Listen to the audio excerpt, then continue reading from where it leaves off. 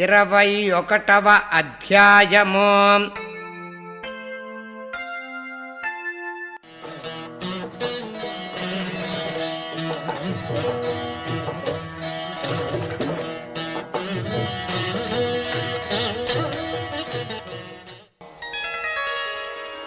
ఓం శ్రీ గణేశాయ నమః.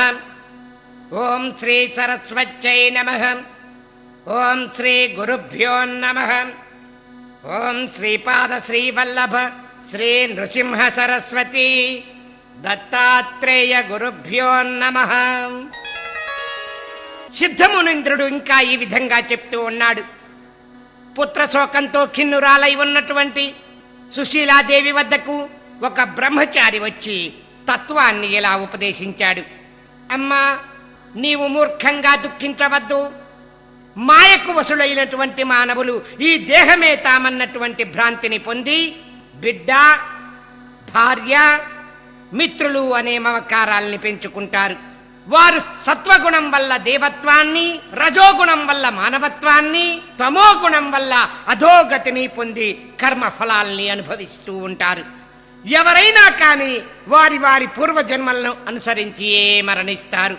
నిజానికి ఈ శరీరము రక్తము, మాంసము, ధాతువులతో నిండి ఉంటుంది. ఎవరెవరు ఎన్నెన్ని జన్మలలో ఎవరికి తల్లులో, ఎవరికి బిడ్డలో, ఎవరికి ఎరుక. అతడు నీ బిడ్డ అనేటటువంటి భ్రాంతితో ఇప్పుడు శోకిస్తున్నావు. ఆ మమకారాన్ని విడిచిపెట్టి శవాన్ని అంత్యక్రియలకు అప్పగించు అని చెప్పి అన్నాడు. ఆ మాటలు విన్నటువంటి సుశీలాదేవి, తండ్రి, నీవు చెప్పేది ధర్మమే, కానీ అది నా మనస్సులో కొంచెం కూడా నిలవడం లేదు.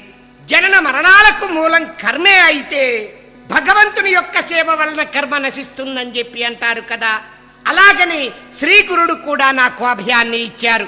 మరిప్పుడు నాకు మంచి ఎందుకు జరగలేదు? రోగులు వైద్యులిచ్చేటటువంటి మందుతో జబ్బులు తగ్గించుకుంటున్నారు. పేదవారు శ్రీమంతులిచ్చే ధనంతో కష్టాలను తొలగించుకుంటున్నారు. అలాగే నేను కూడా శ్రీగురుణ్ణి సేవించి ఆయన వరాన్ని నమ్ముకున్నాను. నా బిడ్డ దీర్ఘాయుష్మంతుడవుతాడని చెప్పి ఆయన వరమిచ్చారు. అటువంటిది ఇప్పుడు ఆ వరము విఫలము ఎందుకు అవ్వాలి అని చెప్పి అన్నది. అప్పుడు ఆ బ్రహ్మచారి, అమ్మా, అలాగైతే నీకు ఎక్కడైతే వరం లభించిందో అక్కడికే ఈ శవాన్ని తీసుకువెళ్ళి అడుగు అని చెప్పి అన్నాడు. అందుకా సుశీల శవాన్ని తన కడుపుకు కట్టుకొని శ్రీగురుడు అధివసించినటువంటి మేడి చెట్టు దగ్గరకు వెళ్ళింది. అక్కడి పాదుకలకు తన యొక్క తలను కొట్టుకుంటూ దుఃఖించింది. రక్తంతో పాదుకలు తడిచిపోయాయి. సాయంకాలం అయ్యేసరికి ఊరి వారందరూ వచ్చి, అమ్మా, నీవు దుఃఖాన్ని అణుచుకొని శవాన్ని అప్పగించు, అంత్యక్రియలు చేస్తాము, శవం కూడా వాసన వస్తున్నది అని చెప్పేసి అడిగారు.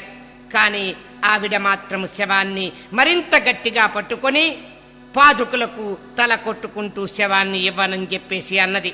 వేరు దారి లేక ఆ ఊరి వారందరూ, వెళ్దాం పదండి, చీకటి పడుతున్నది, ఈ ప్రదేశం ఊరికెంతో దూరం కనుక ఏకాంతము భయంకరమైనటువంటి ఈ ప్రదేశములో ఎక్కువగా ఉండకూడదు, రేపు ఉదయం వద్దాము, అప్పుడిక శవం బాగా దుర్వాసన కొడుతుంది, అప్పుడే ఆవిడ అప్పగిస్తుంది, వెళ్దాం పదండి అని చెప్పి అనుకుని తమ తమ ఇళ్లకు వెళ్ళిపోయారు. సుశీల, ఆమె భర్త మాత్రము ఆ రాత్రి అక్కడే ఉండిపోయారు. దుఃఖించి దుఃఖించి అలసిపోయిన సుశీలకు తెల్లవారుజామున మంచి కునుకు పట్టింది. ఆమెకు ఒక స్వప్నం వచ్చింది. ఆ స్వప్నంలో శ్రీగురుడు దర్శనమిచ్చారు. ఆయన వీరున్నటువంటి వృక్షం దగ్గరకు వచ్చి, అమ్మా, నాపై నీకు కోపం ఎందుకు? నీ బిడ్డకిప్పుడు ఏమైంది? ఇప్పుడే నీ బిడ్డను బ్రతికిస్తాను అని శవం దగ్గరకు వెళ్ళి బిడ్డ శరీరం నుండి వెడలిపోయిన ప్రాణవాయువును మరలా ప్రతిష్ఠించారు. ఇక దుఃఖించవద్దు అని చెప్పి అంతర్ధానం చెందారు. సుశీలాదేవి త్రుళ్ళిపడి నిద్రలేచింది. ఇది నా పుత్ర వ్యామోహం వల్ల వచ్చిన కలే, కాని చనిపోయిన వాడు బ్రతుకుతాడా? నా కర్మ ఇలా ఉంటే శ్రీగురుడు మాత్రం ఏమి చేస్తారు అని చెప్పి అనుకున్నది. ఇంతలో పక్కనున్నటువంటి శవం కదలసాగింది. శవాన్ని తాకి చూస్తే వెచ్చగా ఉన్నది. ఆమెకు ఆ శవ శరీరంలో ఏదైనా భూతం ఆవేశించిందేమో అని భయం వేసి దూరంగా జరిగింది. కానీ పిల్లవాడు లేచి కూర్చొని, అమ్మా, నాకు ఆకలేస్తుంది, అన్నం పెట్టు అని చెప్పేసి అన్నాడు. అప్పుడు ఆమెకు అద్భుతంగా స్తన్యం వచ్చింది. పక్కనున్నటువంటి భర్తను నిద్రలేపి బిడ్డకు తృప్తిగా పాలిచ్చింది. అప్పుడు ఆ దంపతులు భక్తితో ఔదంబర వృక్షానికి ప్రదక్షిణలు, సాష్టాంగ నమస్కారములు చేసి శ్రీ గురుణ్ణి ఈ విధంగా ప్రార్థించారు. ఓ త్రిమూర్తి స్వరూప, శ్రీ గురు, నీకు జయము జయము. నీవు భక్తవత్సలుడవు. నీ మహిమలు వర్ణించుట ఎవరి తరము? మా అపరాధాన్ని క్షమించండి.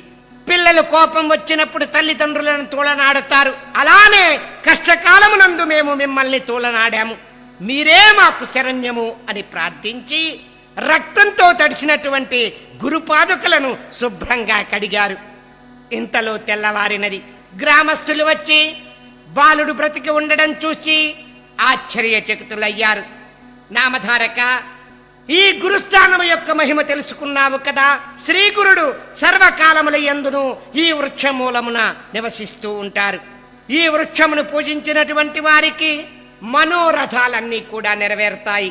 దరిద్రులు శ్రీమంతులగుతారు, రోగులు ఆరోగ్యవంతులవుతారు, కుష్ఠురోగంతో బాధపడేవారు అంగహీనులు సువర్ణదేహులవుతారు, హృదయశూల, గండశూల, అపస్మారకము మొదలైనటువంటి రోగాలు సహితము ఉపశమిస్తాయి అని సిద్ధయోగి నామధారకునితో చెప్తూ ఉన్నాడు.